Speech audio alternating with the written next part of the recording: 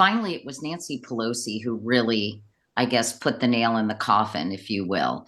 Tell us about what you know about that conversation when she spoke to Biden face to face and basically delivered the tough language and the tough words that it was time to take away the car keys or give up his run for reelection in this case.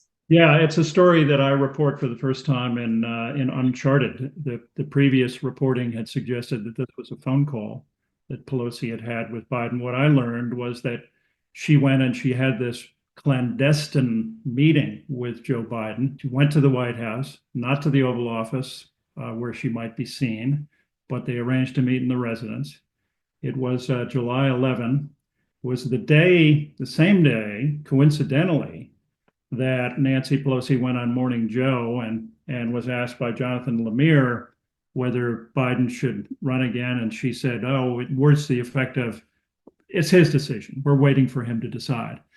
After Biden had already made it clear, emphatically clear, that he was running.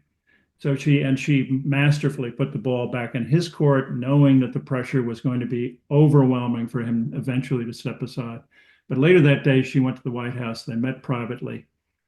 She said to a friend, because nobody would confirm this meeting until Jeff Zients finally reluctantly confirmed it to me.